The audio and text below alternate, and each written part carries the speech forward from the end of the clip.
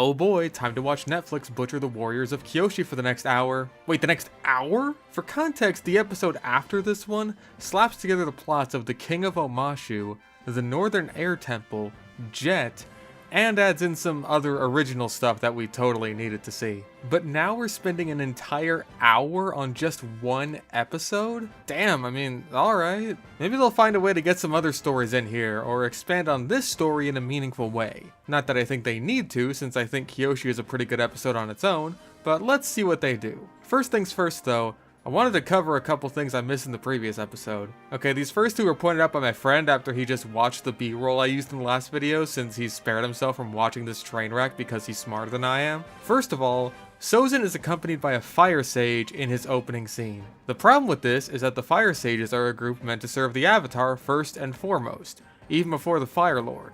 And Sozin is talking about assassinating the Avatar right in front of one. So that's really stupid. Why did you help the Avatar? Because it was once the sage's duty. It is still our duty.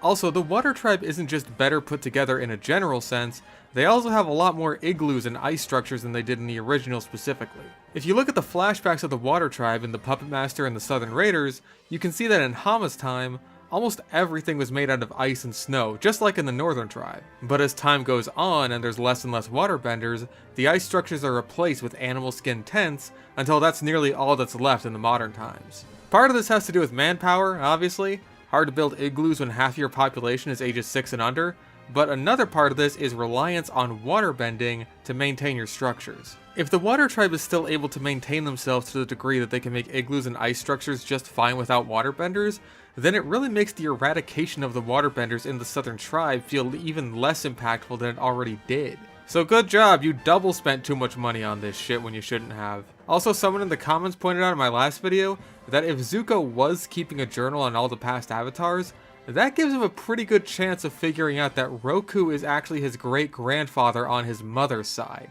which was a reveal saved for the 3rd season originally. I mean, if Iroh knew, then Zuko would have figured it out if he was looking into his past. Alright, so good start. Episode 1 is even worse than I thought, but I'm sure things will pick up now. Let's go. Alright, so the first scene is Zuko throwing a fit in his quarters, and based on Iroh's dialogue here, it's clear that at least part of what's got him so heated here is the loss of his journal that Aang stole in the last episode. Now another thing that's got him so pissed is the fact that Aang just ran away at all, and that the greatest of all warriors is nothing more than a coward. He ran! The ultimate warrior! He's a coward! So much to unpack here in so little time. First of all, Zuko, you've now found the Avatar. You know exactly what he looks like, who he's traveling with, and what he's capable of. Your journal is meaningless at this point. Again, how does knowing about the past avatars help you here? And you can't even really criticize Aang for running away when he's supposed to be an unstoppable warrior, like that's exclusive to him. I know the Avatar community likes to meme Kyoshi as a bloodlusting murder demon, but lest we forget that she formed Kyoshi Island by basically just running the fuck away from Chin the Conqueror, and happened to get him killed in the process. And also, you're angry that he just ran away because he's supposed to be a warrior? Would you prefer he fucking killed you, bro? Because your 3 options in this situation are, he happily accepts his fate as your prisoner, which is not very warrior-like, he escapes, which is not very warrior-like, or he fucking kills you and everyone on your ship, which is warrior-like. Now I see what they're doing here. This isn't just about Aang running away from Zuko, this is about him running away in general. Running away from being the Avatar and running away from his responsibilities. Even Zuko, without all the context, is calling Aang a coward for running away. But we do have all the context, and he didn't run away, which he did in the original show. So this association means a lot less, because we're still doing the thing where we're grilling Aang for something that through the show's changes now wasn't even his fault. And this won't be the last we see of this in this episode. Also, apparently Iroh says that Zuko's claim to the throne still means something and can get Zuko some kind of gain in his search, which, no? I understand talking your nephew up so he doesn't feel bad about himself, but you're banished, dude. You're not even allowed inside of Fire Nation territory. That's basically the point of Zhao's introduction. that this Fire Nation commander has way more pull than Zuko as a prince does. Again, it's that underdog aspect of Zuko's character that makes us want to root for him despite his status as a villain. Well, here we are, ladies and gentlemen, the only scene where Zuko's journal actually matters. After the whole almost blowing Sokka and Katara off the mountain fiasco last episode, Aang decided to look into the journal, and it says that Avatar Kyoshi was a master of the Avatar state, and her island isn't too far away, so if he goes there, he might learn something about controlling the Avatar state before something bad happens again. This seems to be a response to a common criticism of the first season of Avatar in particular, that there isn't really much in the way of narrative thrust until nearly the halfway mark of the first season. We know that Aang is supposed to stop the Fire Lord, but as far as we know, he can take as much time as he wants with that, and the story could basically be as long as One Piece for all the difference it makes. It isn't until the second part of the winter solstice, when he meets Roku, that we're given the ticking clock and some serious direction. Now, for a while, I actually kind of agreed with that criticism, thinking that maybe for new viewers, it could turn them off of the show in those first few episodes, where it really seems like the story isn't going anywhere. But after watching this show's attempts at correcting that issue, yeah, no, the way they did it the first time was absolutely right. Especially considering some elements they add later in this episode, but I'm getting ahead of myself. We'll talk about it more later when it's relevant. Oh, also, we're running away from a guy who's clearly obsessed with finding the Avatar and knows the location of Kyoshi Island well enough to write it down in his journal, so let's just go there. Brilliant. I see no problems with that line of thinking. Original series Aang didn't know about Kyoshi Island. He just knew that this was the general area to ride the elephant koi. How am I gonna find him, Uncle? He is clearly a master of evasive maneuvering. You have no idea where you're going, do you? Well, I know it's near water. I guess we're getting close then. And there wasn't a journal that Aang had on his person written by the crazy guy that basically marked it off as a giant check here in case of Avatar sign. Anyway, right now Katara and Sokka are talking to each other again. Who else? It's not like they ever talked to Aang. And now that they've gotten him away from Zuko, Sokka just wants to go home. Shouldn't this have been a conversation you had immediately after getting him away from Zuko, and not now that you're all the way over to the Southern Air Temple? I thought the whole point of you leaving was that you couldn't go back home because the Fire Nation would go looking for you there, making it unsafe. You just said that last episode. You know, the Firebenders aren't gonna give up. They're gonna keep coming after you. Which means we can't go home. It would put everyone in danger. A few moments later. It's time to go home. What? We did our part. We saved him from the Firebenders. Now it's time to go home. Also, how do you plan on getting back home unless it's on Appa? So you're throwing not just yourselves, but also Aang back into the fray when you know Firebenders are on your trail. Especially since they don't know that Zuko's been banished. With one messenger hawk, Zuko could have an entire army after them if you were actually part of the Fire Nation. This is just completely contradictory to everything we heard in the previous episode. Also, notice how my criticism of this scene isn't that Sokka shouldn't want to abandon Aang because they're friends now and he's supposed to have Aang's back. Yeah, that's just the show being internally consistent, which is actually working to the show's detriment. Sokka wants to go back home because his duty is to his tribe. And Katara doesn't because what good is it to protect the tribe if you can't save the entire world? Aang needs their help and that's why they're going to stick with him.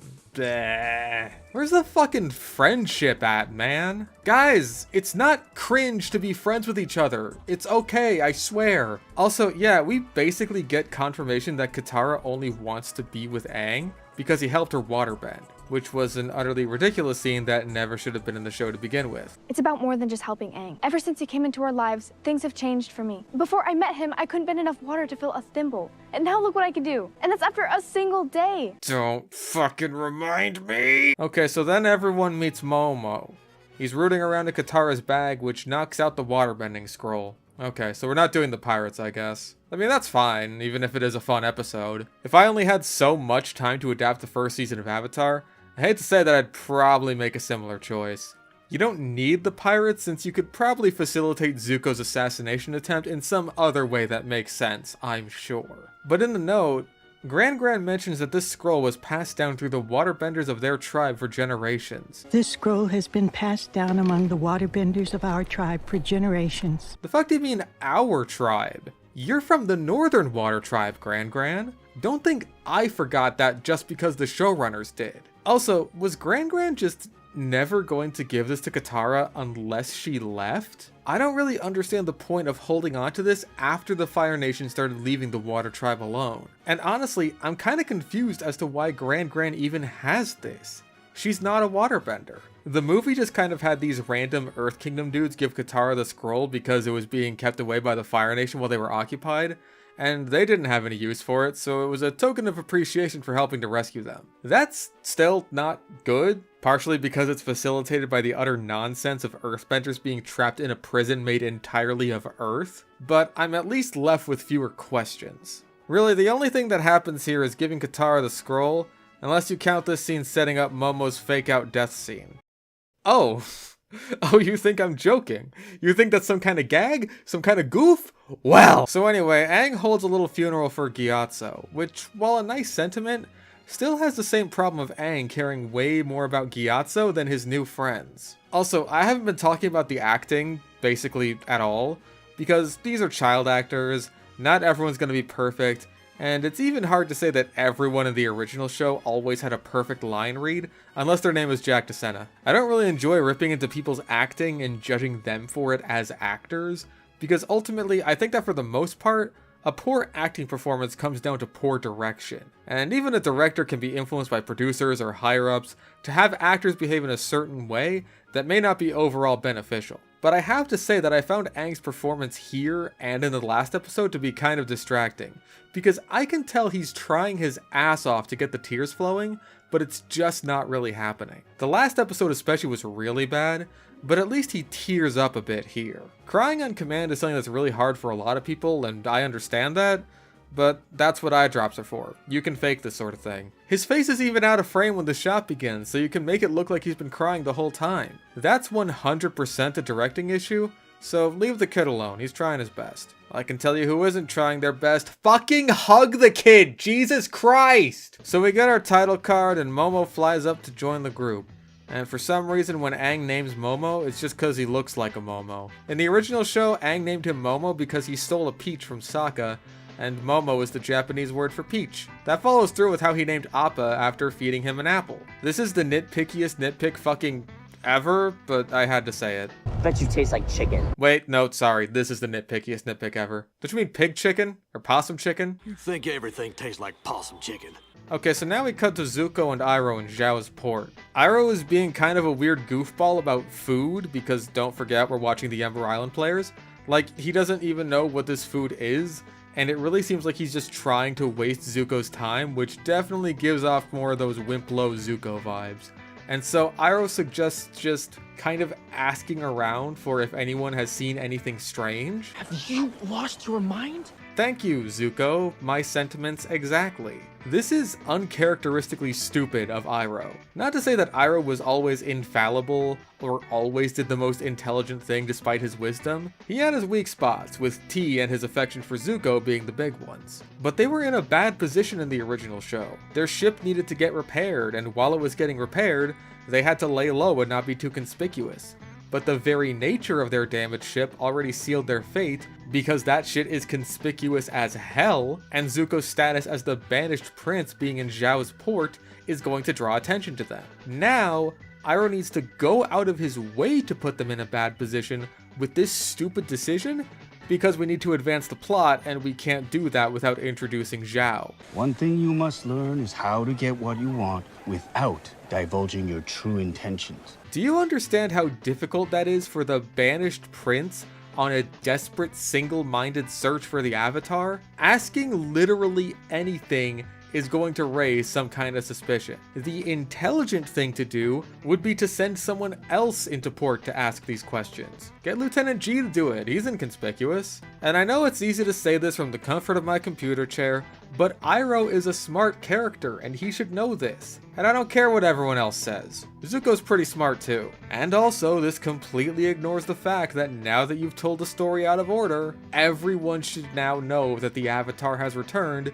because of Aang going into the Avatar state and activating all the Avatar statues and shit. Some people were telling me in the comments of the last video that the totems and temples don't glow every single time the Avatar goes into the Avatar state, and it only happened in the Southern Air Temple because he was at a sacred Avatar adjacent location. I don't know if I really buy that, it seems kind of arbitrary, It's not like he did it in the big room with all the statues, he just did it at the temple.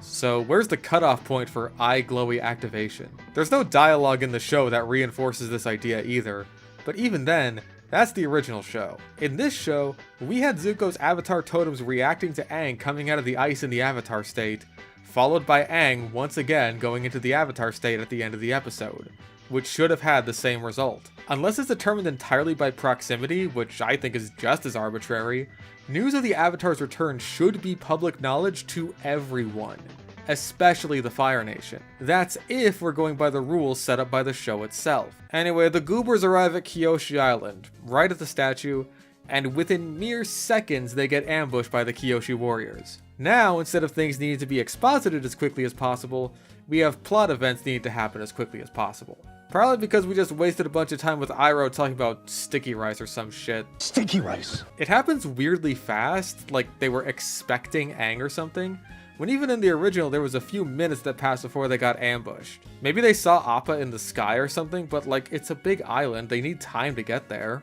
We don't even get everyone being caught off guard because Aang was almost eaten by the Unagi. Also, there's no Unagi this episode, so that's sad. The Unagi was a really cool design. So Katara explains to the Kyoshi warriors that Aang is the Avatar, but Suki's like, nah, there would have been signs if he was, and so at the most convenient moment possible, that's when the Kyoshi statue just starts glowing. Not because Aang goes into the Avatar state, but because he's in the vicinity of it at all. I think I'm done trying to make any sense of the consistency here because there is none. Why did the statue wait until now to activate if proximity to Aang is all that matters? In the original show, everyone on Kyoshi Island knew that the last Avatar was supposed to be an airbender, and so Aang airbending was all the proof that was needed. And then he did this sick shit, which he doesn't in this show. Fucking hours spent on this episode and he doesn't do the marble thing once. Oh, also, I haven't talked much about the music because it's just kind of forgettable when it's not adapting the music of the original one-to-one. But where the hell's the Kyoshi Island leitmotif? You know, the na na na na na na na. They play like a billion times in the episode and when they return to Kyoshi Island in Avatar Day.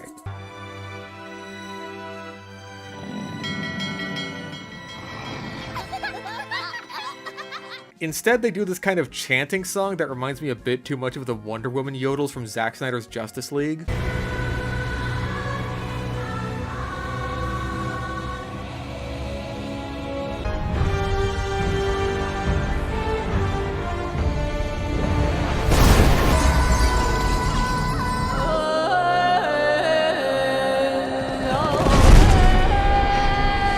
Also, while we're on the subject, every time they do the Fire Nation theme, you know, they hold off on that last note, like whoever's playing the horn has to take a deep ass breath before hitting that last note.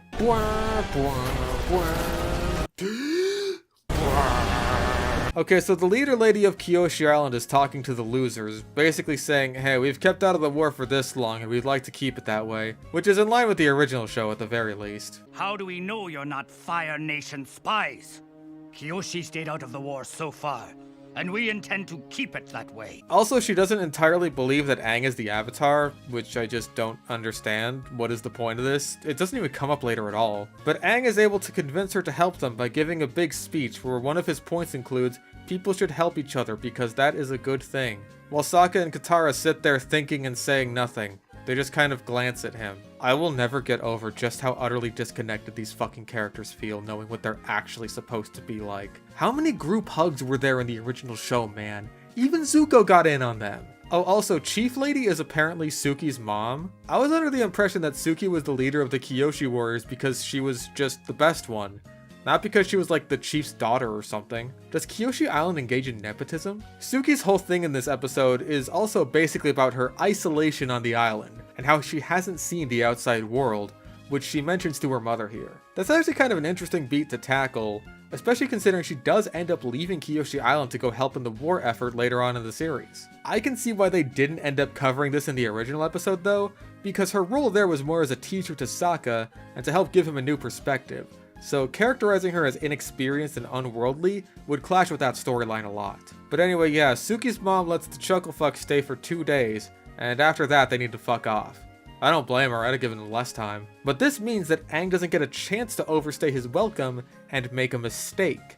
meaning there's no lesson for him to learn here really, unless the lesson is supposed to be don't ask people for help ever under any circumstances. The whole original episode was about people learning lessons. Aang learns not to be a show-off, Sokka learns to respect women, Katara learns not to be so jealous, and even Suki learns to respect Sokka as he trains under her. So with all of the characters' original lessons and conflicts now gone, how the hell do you plan to fill up the inflated time code? I hope it's through the characters actually growing their relationships and fucking talking to each other. Oh no. Speaking of Sokka respecting women, oh boy this scene. For anyone who was worried about Sokka's sexism being removed entirely, this is your confirmation. He has no issue with the fact that he was beaten up by a bunch of girls, and he's entirely sympathetic to Suki while he's chatting her up. Hey, I totally understand you. You know, I would have done the exact same thing. You're totally awesome and cool and shit. Like, dude, chill the fuck out for a second. He is downright simping for her in this scene. So originally, you had Sokka immediately after getting captured saying there's no way a bunch of girls took them all out,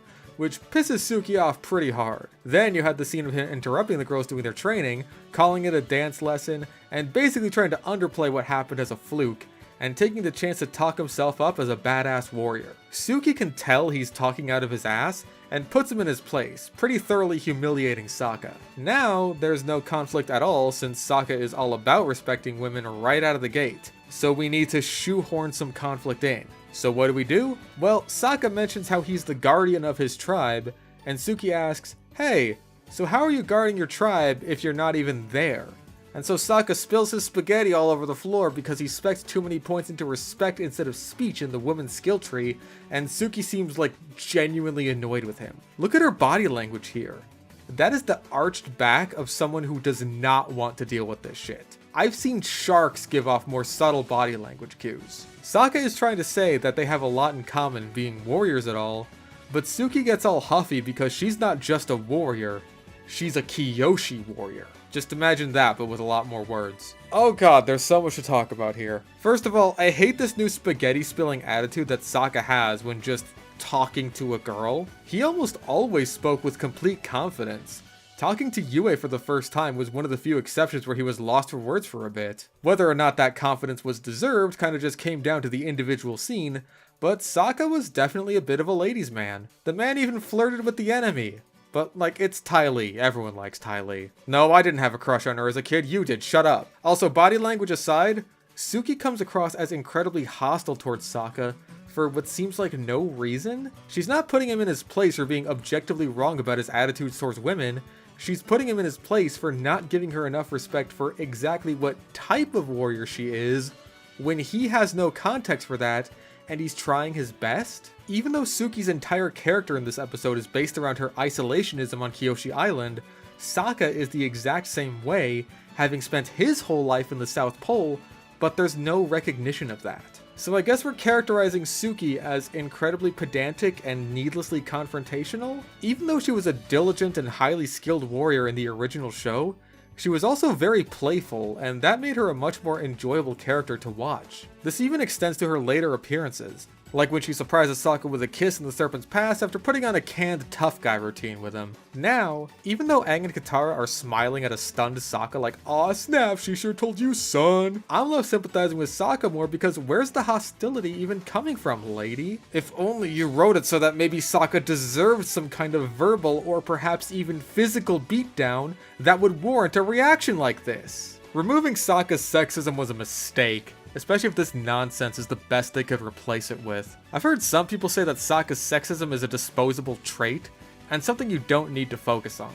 And in an adaptation like this, I might agree with you if we didn't hard focus on Kyoshi Island of all places for so long, and if we weren't still doing the plot in the Northern Water Tribe where women aren't allowed to use waterbending for combat. So sexism is still a force at play in the universe here. We can't pretend it isn't anymore, and the Water Tribes appear to be especially patriarchal, what with the Northern Water Tribe's customs and the Southern Tribe sending all the men specifically to go fight in the war. So Sokka's sexism not only functioned as a piece of world building, but also an important part of his character growth. It's satisfying to see him go from someone who thinks that men are more suited to combat than women into someone who ends up having a hit squad of 2 girls in the finale. Not to mention someone who ends up supporting Katara's desire to become a real waterbender once they arrive at the North Pole. What does me being a girl have to do with sewing? Simple. Girls are better at fixing pants than guys, and guys are better at hunting and fighting and stuff like that. It's just the natural order of things. So how's waterbending training? Master Poophead won't teach her because she's a girl.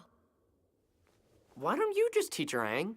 And overall, it's just a nice lesson for kids to learn. And then an annoying lesson for adults to learn when we all got the memo years ago but still needed explained to us like we're idiots. The suit is literal perfection. It will be. When it fits a woman. Fuck you. But the showrunners seem to think that portraying Sokka as a sexist would be an endorsement of sexism, when the entire point of Sokka's arc in the Kyoshi Warriors episode is to dismantle that idea in him. If it reinforced it, that would be one thing. But it doesn't. Sokka humbles himself and learns to view Suki as a teacher and as an equal. In fact, they both learn to view each other as equals. Their relationship is one built out of mutual respect for one another. And even if Sokka's sexism only lasts until this episode, a much longer lasting arc is learning to humble himself and learn humility in general. This is especially evident in Sokka's master, when you can really see just how far he's come. Where the old Sokka would confidently barge in and say he really is the best warrior in his whole village. But the new humbled Sokka admits that he has a lot to learn. And here, when Sokka actually manages to get a hit in on Suki while he's sparring with her, he's genuinely excited about it because he knows she's better than him, and Suki's just as surprised as he is, and their respect for one another grows as a result of this. And by the end, they're fighting alongside each other as equals, having each other's backs. It's just satisfying to see. I can't wait to see what this episode does with them.